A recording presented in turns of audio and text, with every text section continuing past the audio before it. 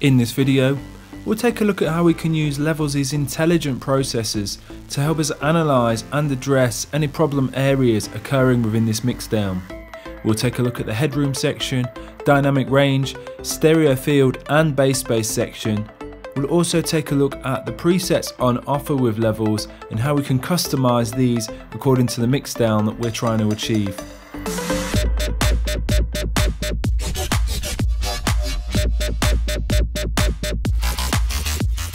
So we noticed there, as the track dropped, the headroom section flashed red, meaning we were exceeding our peak level set here. If I go to my settings section, I've got the loud mixing preset dialed in and the peak threshold set to -6 dB. So that means that the headroom section will flash red as soon as we exceed a peak level of -6 dB.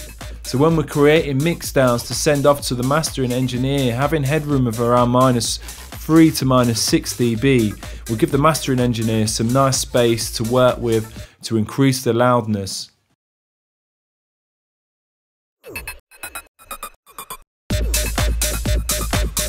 So notice this drop synth here is causing some peaks in the audio, so we might have to analyse this, bring the level down a little bit,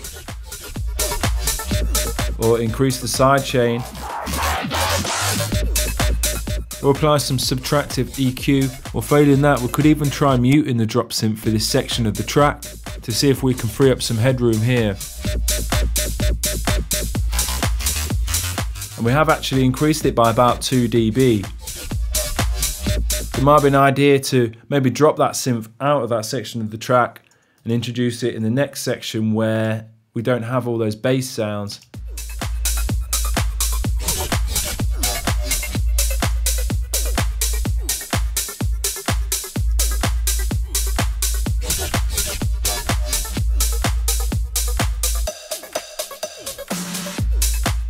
Levels also includes LUFS meters. These are loudness units relative to full scale, accurately analysing the perceived loudness of your mix or master, allowing you to set the correct overall level as well as the correct peak level.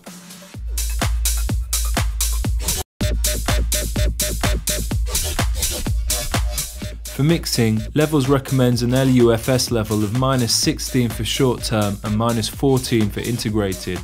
The short term will display the LUFS measurement over the last 3 seconds, whilst the integrated meter shows the accumulating LUFS level of your track.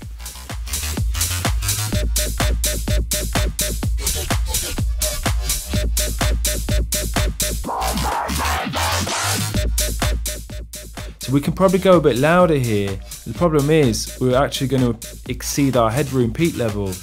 So in this instance, it might be an idea to set this peak threshold to something a little bit more forgiving, say -4, save that.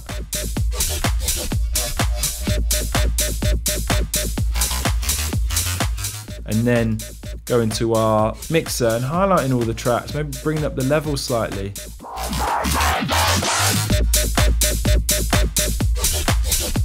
To achieve a better overall level in our mix while still not exceeding our peak threshold.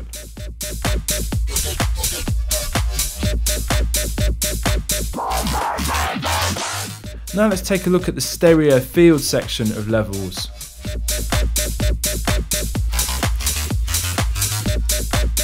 I've added some stereo imaging to one of these synth sounds here. Our vector scope is showing that this sound is extremely wide, but also we have our stereo balance meter at the bottom, which is going all the way over to the left, and this correlation meter here, which isn't looking too healthy either. If we also apply the low pass, which solos frequencies below 300 Hz, we can see lots of stereo information. This isn't what we want on our low frequency. We want our low frequencies we want to keep in mono. A lot of club systems, bar systems are all in mono, so we need our music to correlate on these systems and sound good and punchy. If we go back to our Levels main window and apply the mono, you can hear the sound is phasing quite badly. So a way to bypass this problem is I've got an instance of Isotope Ozone's imager set up after my stereo imaging.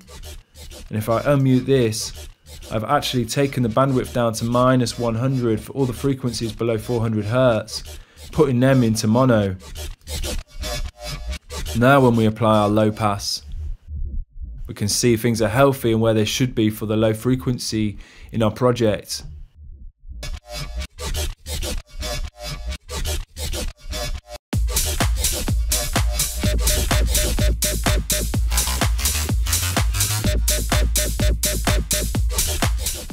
Go to our dynamic range meter now. We're going to measure the dynamic range of our mixdowns and indicate in red when we've lost dynamic range or things are too loud.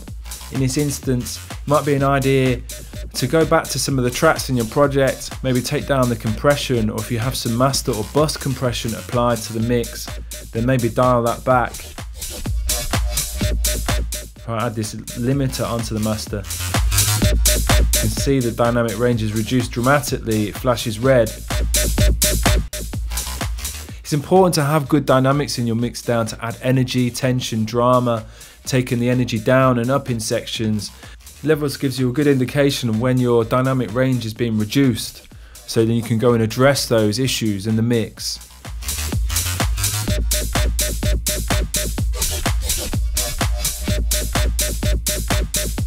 Now let's take a look at this bass section. And clicking on this, it says to mute the kick and the bass. I'm going to mute the kick drum, I'm going to mute the sub element in the project.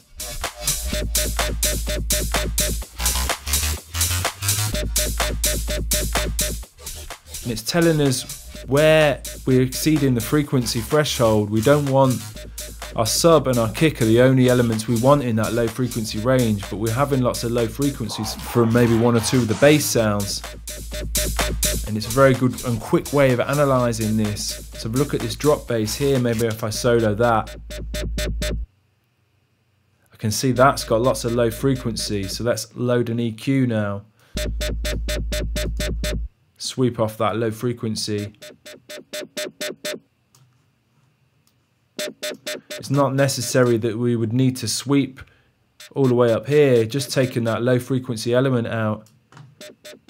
I can see it's now got much healthier reading here.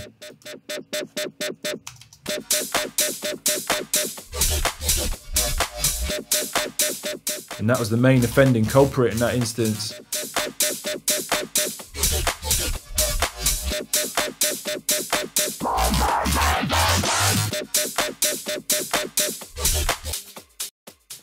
Even this tops loop might have a bit of build up of low frequency.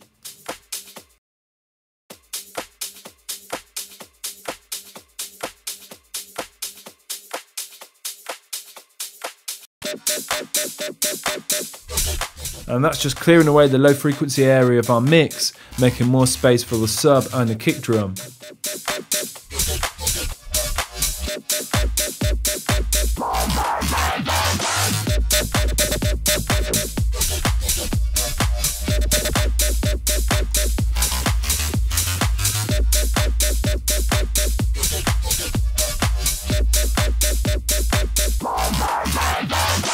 We also have this handy settings section. We looked at this at the start, where we can create a mixing preset depending on the kind of mix down we're after, balanced, dynamic, loud or punchy. We also have mastering presets, so if we were applying some mastering here and we were doing it for the club, it suggests recommended LUFS thresholds and dynamic range. The settings change slightly depending on the preset selected, so we can quickly create a couple of different masters so our music correlates well on all playback formats.